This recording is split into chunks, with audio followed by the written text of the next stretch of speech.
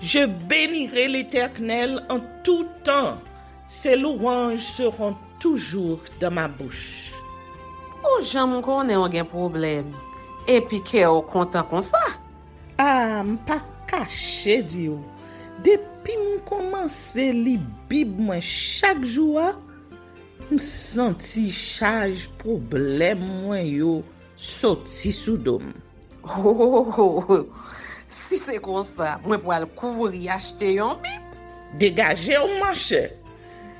Mais en attendant, ou qu'attendez radio télévision d'espoir?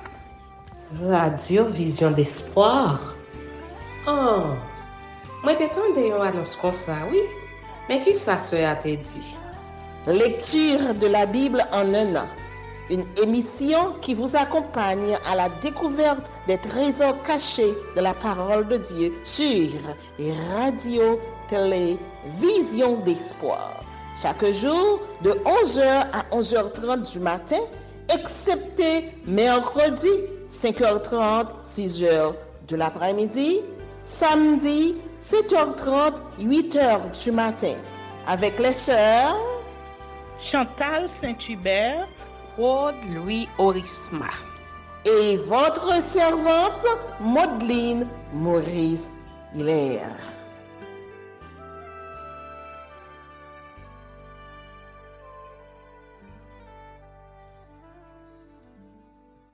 Saint-Esprit de Dieu, fais-nous la grâce de jouir de ta présence durant cette lecture qui enseigne, convainc, corrige, instruit et qui sauve.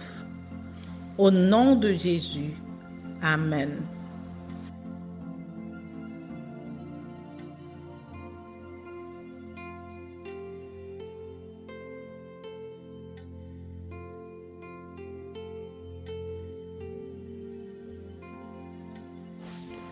Nombre chapitre 14. Murmure après le rapport des espions. Les 40 années au désert. Toute l'assemblée éleva la voix et poussa des cris, et le peuple pleura pendant la nuit. Tous les enfants d'Israël murmurèrent contre Moïse et Aaron, et toute l'assemblée leur dit: Que ne sommes-nous morts dans le pays d'Égypte? Ou que ne sommes-nous morts dans ce désert?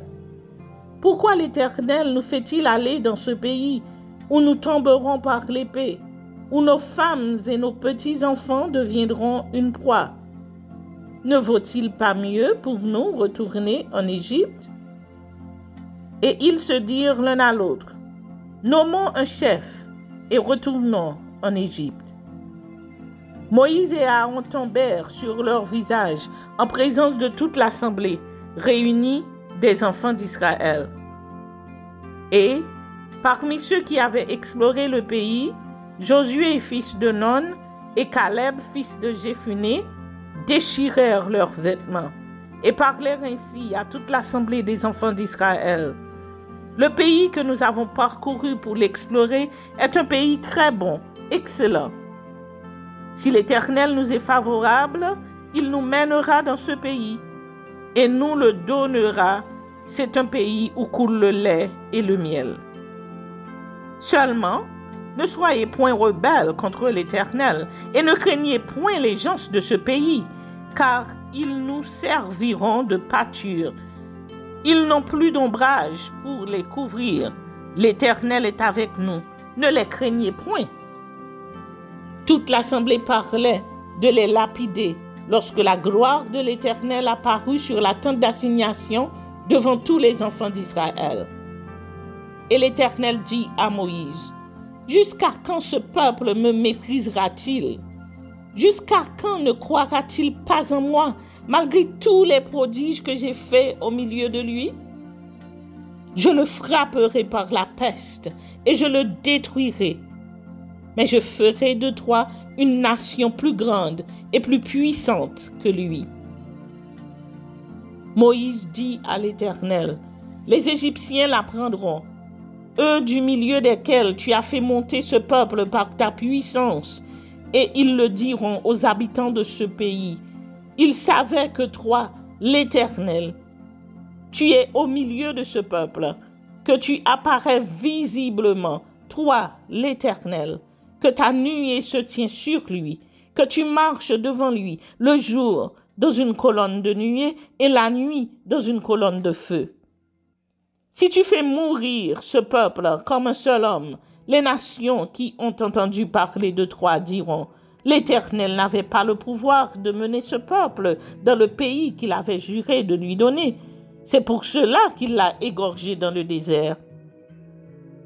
Maintenant, que la puissance du Seigneur se montre dans sa grandeur, comme tu l'as déclaré, en disant, l'Éternel est lent à la colère et riche en bonté. Il pardonne l'iniquité et la rébellion, mais il ne tient point le coupable pour innocent, et il punit l'iniquité des pères sur les enfants jusqu'à la 3e et la 4e génération. Pardonne l'iniquité de ce peuple selon la grandeur de ta miséricorde, comme tu as pardonné à ce peuple depuis l'Égypte jusqu'ici.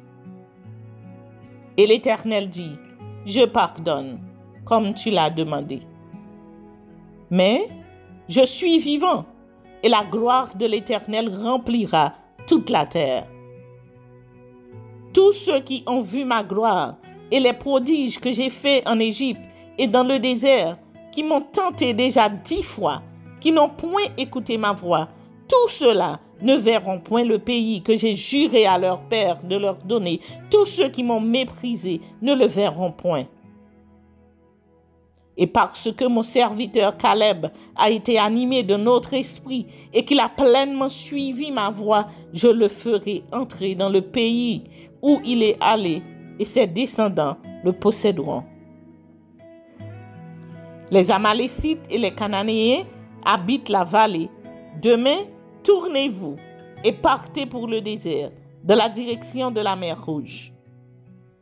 L'Éternel parla à Moïse et à Aaron et dit, jusqu'à quand laisserai-je cette méchante assemblée murmurer contre moi?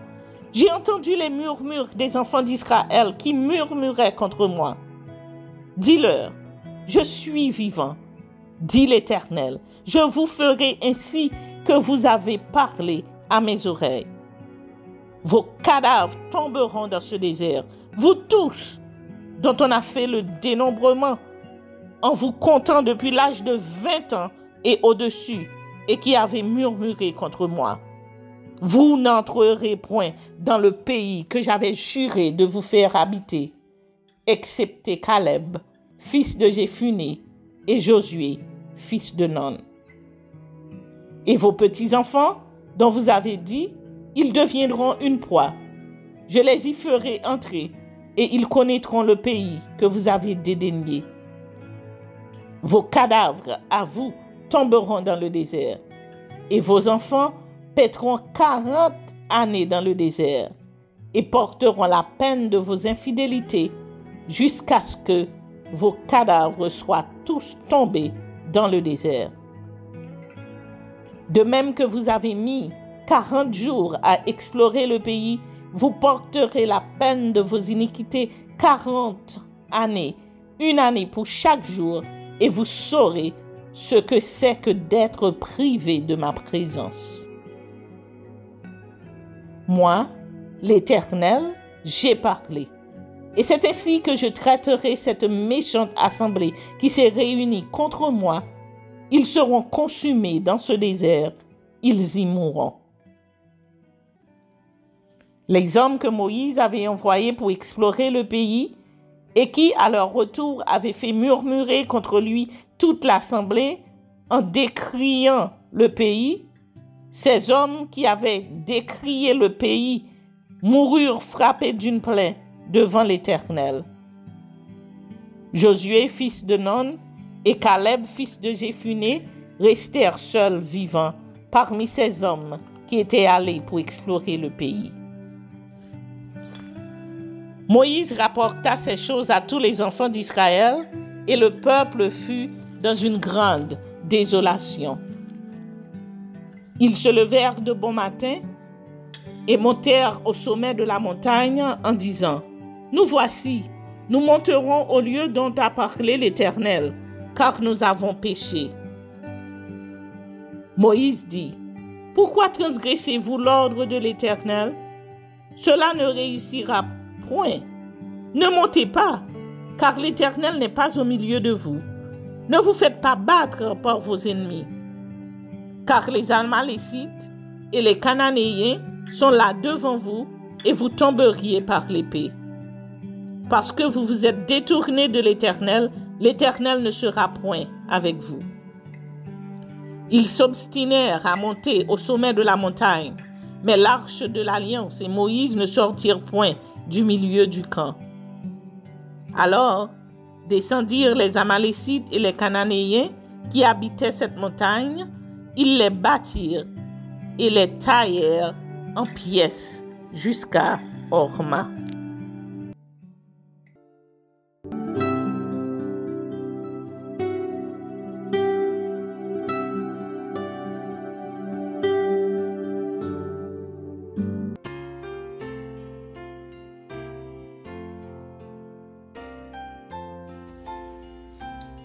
Proverbe, chapitre 25. Voici encore des proverbes de Salomon, recueillis par les gens d'Ézéchias, roi de Juda. La gloire de l'Éternel, c'est de cacher les choses. La gloire des rois, c'est de sonder les choses. Les cieux dans leur hauteur, la terre dans sa profondeur, et le cœur des rois sont impénétrables. Ôte de l'argent les scories, et il en sortira un vase pour le fondeur. Ôte le méchant de devant le roi, et son trône s'affermira par la justice. Ne t'élève pas devant le roi, et ne prends pas la place des grands, car il vaut mieux qu'on te dise « monte ici », que si l'on t'abaisse devant le prince que tes yeux voient. Ne te hâte pas d'entrer en contestation, de peur qu'à la fin tu ne saches que faire lorsque ton prochain t'aura outragé. Défends ta cause contre ton prochain, mais ne révèle pas le secret d'un autre, de peur qu'en l'apprenant il ne te couvre de honte et que ta mauvaise renommée ne s'efface pas. Comme des pommes d'or sur des ciselures d'argent, ainsi est une parole dite à propos. Comme un anneau d'or et une parure d'or fin, ainsi pour elle une oreille docile est le sage qui réprimande. Comme la fraîcheur de la neige au temps de la moisson, ainsi est un messager fidèle pour celui qui l'envoie. Il restaure l'âme de son maître. Comme des nuages et du vent sans pluie, ainsi est un homme se glorifiant à tort de ses libéralités. Par la lenteur à la colère, on fléchit un prince, et une langue douce peut briser les os. Si tu trouves du miel, n'en mange pas que ce qui te suffit, de peur que tu n'en sois rassasié et que tu ne le vomisses. Mets rarement le pied dans la maison de ton prochain, de peur qu'il ne soit rassasié de toi et qu'il ne te haïsse. Comme une massue, une épée et une flèche aiguë, ainsi est un homme qui porte un faux témoignage contre son prochain. Comme une dent cassée et un pied qui chancelle, ainsi est la confiance en un perfide au jour de la détresse. Ôter son vêtement dans un jour froid, répandre du vinaigre sur du nitre, c'est dire des chansons à un cœur attristé. Si ton ennemi a faim, donne-lui du pain à manger. S'il a soif, donne-lui de l'eau à boire, car ce sont des charbons ardents que tu amasses sur sa tête, et l'Éternel te récompensera. Le vent du nord enfante la pluie, et la langue mystérieuse un visage irrité. Mieux vaut habiter à l'angle d'un toit que de partager la demeure d'une femme querelleuse. Comme de l'eau fraîche pour une personne fatiguée, ainsi est une bonne nouvelle venant d'une terre lointaine. Comme une fontaine troublée et une source corrompue, ainsi est le juste qui chancelle devant le méchant. Il n'est pas bon de manger beaucoup de miel, mais rechercher la gloire des autres est un honneur. Comme une ville forcée et sans muraille, ainsi est l'homme qui n'est pas maître de lui-même. Amen.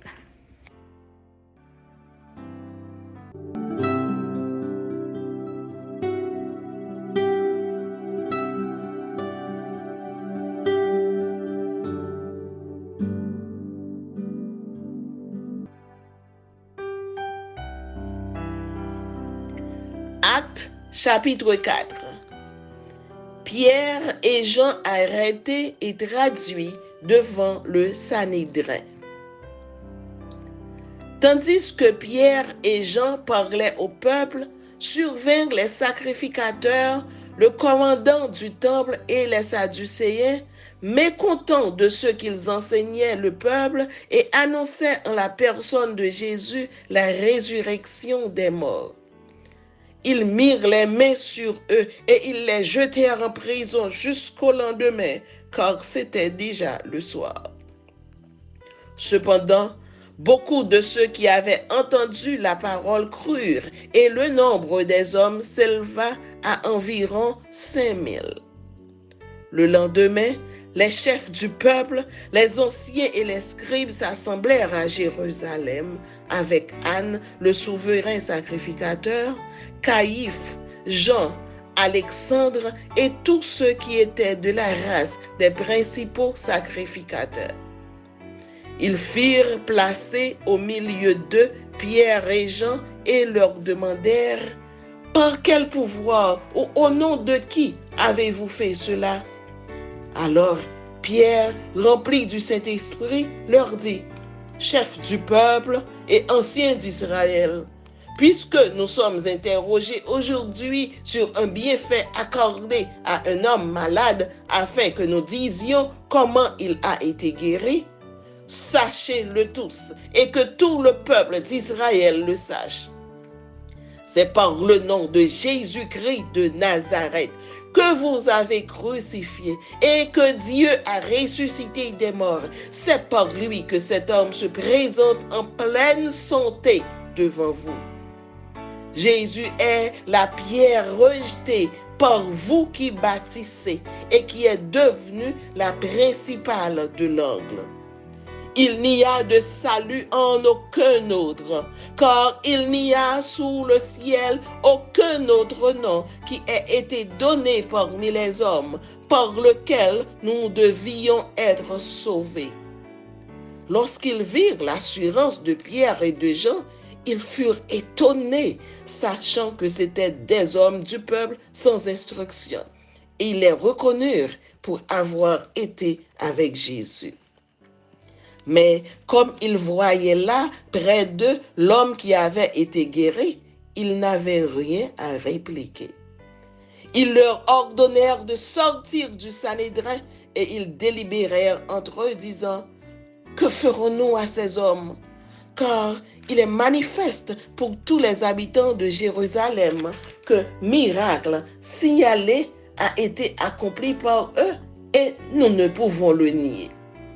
Mais afin que la chose ne se répande pas davantage parmi le peuple, défendons-leur avec menace de parler désormais à qui que ce soit en ce nom-là. » Et les ayant appelés, ils leur défendirent absolument de parler et d'enseigner au nom de Jésus. Pierre et Jean leur répondirent « Jugez s'il est juste devant Dieu de vous obéir plutôt qu'à Dieu. Car nous ne pouvons pas ne pas parler de ce que nous avons vu et entendu. » Ils leur firent de nouvelles menaces et les relâchèrent, ne sachant comment les punir à cause du peuple, parce que tous glorifiaient Dieu de ce qui était arrivé. Car l'homme qui avait été l'objet de cette guérison miraculeuse était âgé de plus de 40 ans. Après avoir été relâchés, ils allèrent vers les leurs et racontèrent tout ce que les principaux sacrificateurs et les anciens leur avaient dit. Lorsqu'ils l'eurent entendu, ils élevèrent à Dieu la voix tous ensemble et dirent: Seigneur, toi qui as fait le ciel, la terre, la mer et tout ce qui s'y trouve, c'est toi qui as dit par le Saint-Esprit, par la bouche de notre Père, ton serviteur David.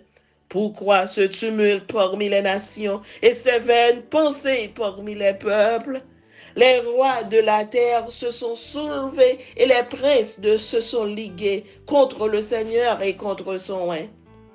En effet, contre ton saint serviteur Jésus que tu as oint, Hérode et Ponce Pilate se sont ligués dans cette ville avec les nations et avec les peuples d'Israël pour faire tout ce que ta main et ton conseil avaient arrêté d'avance.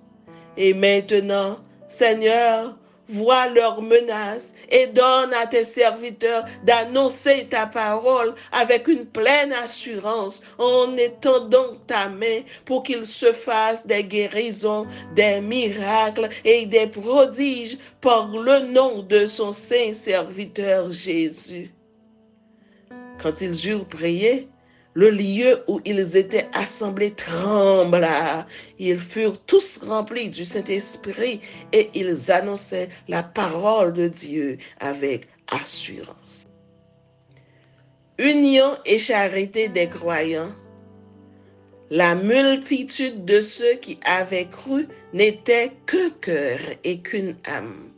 Nul ne disait que ses biens lui appartenaient en propre, mais tout était commun entre eux. Les apôtres rendaient avec beaucoup de force témoignage de la résurrection du Seigneur Jésus, et une grande grâce reposait sur eux tous. Car il n'y avait parmi eux aucun indigent.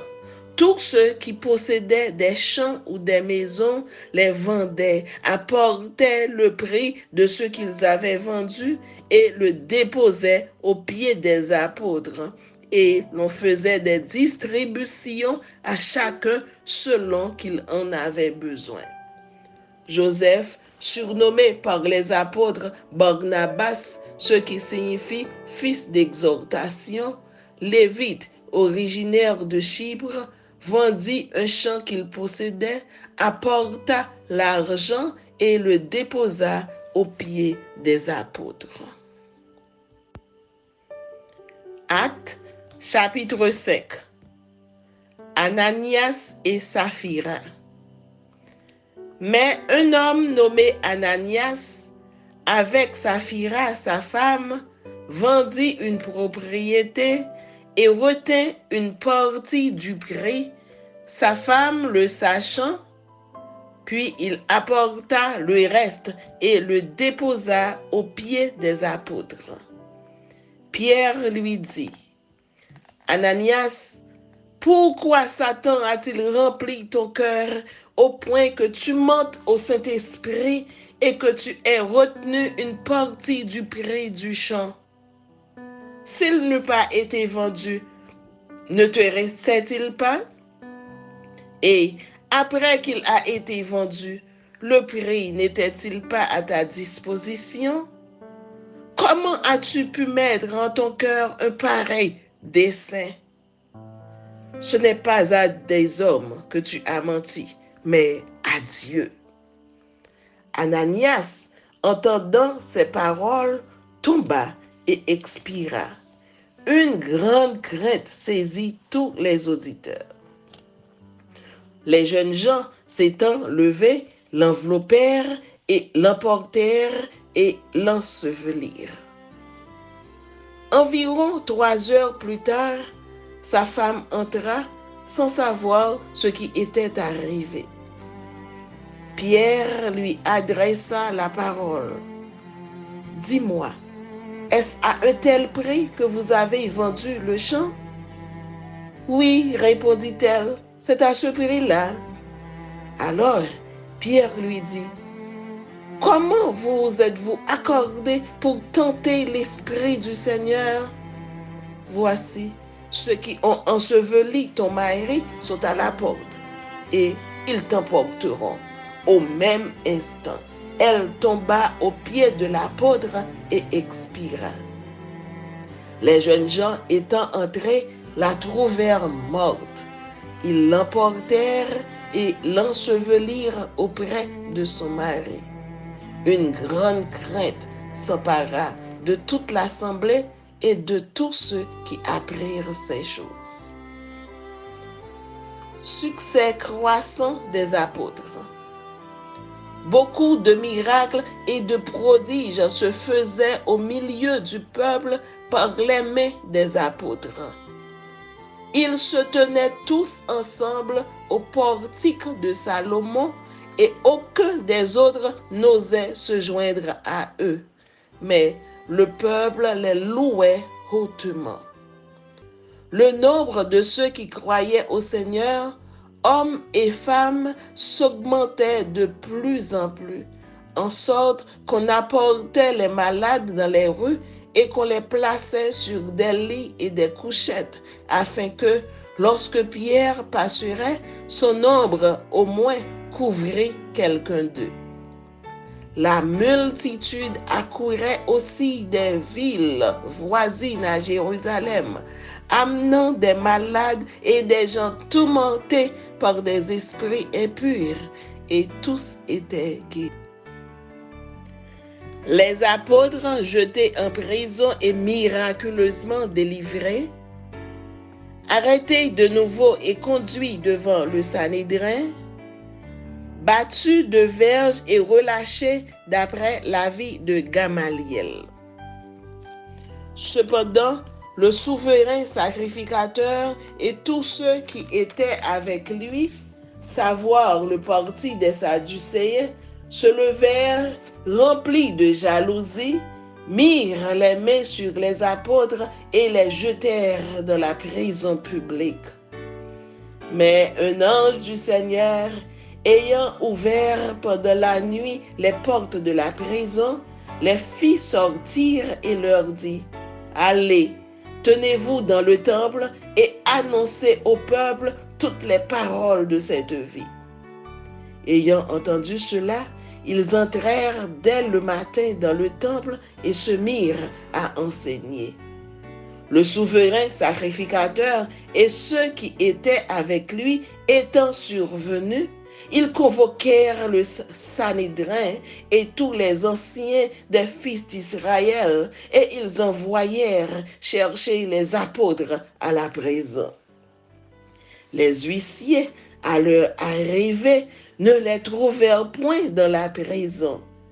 Ils s'en retournèrent et firent leur rapport en disant, « Nous avons trouvé la prison soigneusement fermée et les gardes qui étaient devant les portes, mais après avoir ouvert, nous n'avons trouvé personne dedans. » Lorsqu'ils eurent entendu ces paroles, le commandant du temple et les principaux sacrificateurs ne savaient que penser des apôtres et des suites de...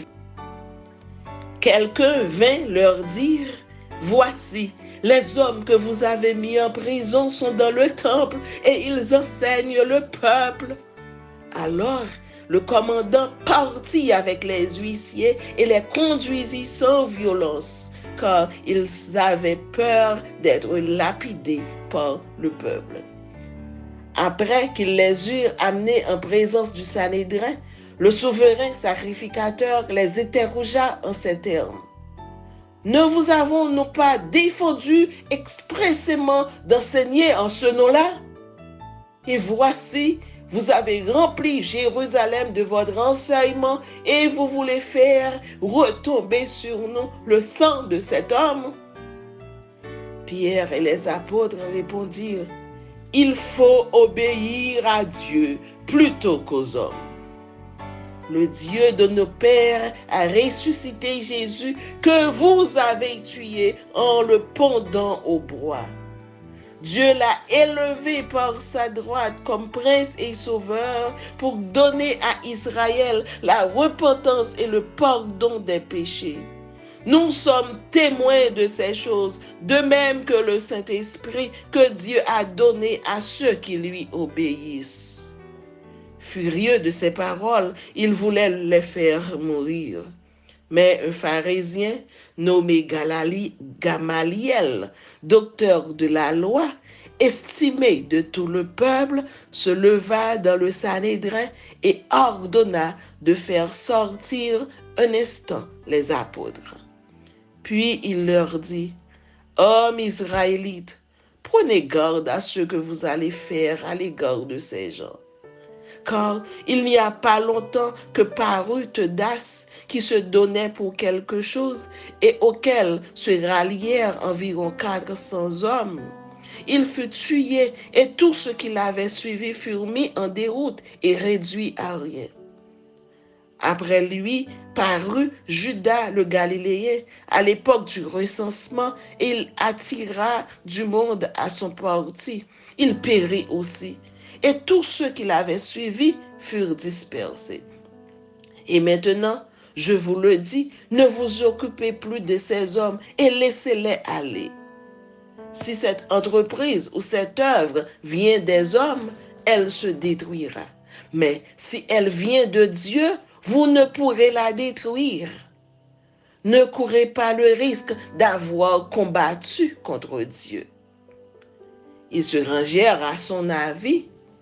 Et ayant appelé les apôtres, ils les firent battre en 2 verges. Ils leur défendirent de parler au nom de Jésus et ils les relâchèrent.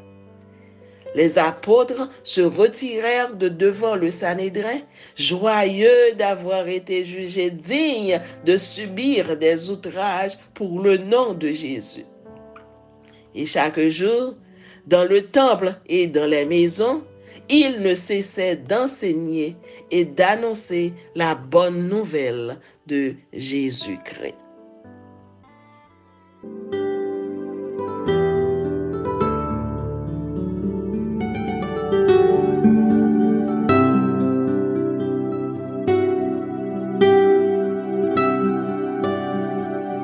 Merci Seigneur de nous donner le discernement dans la lecture de ta parole, que nous y prêtions attention afin d'appliquer notre cœur à la sagesse. Amen.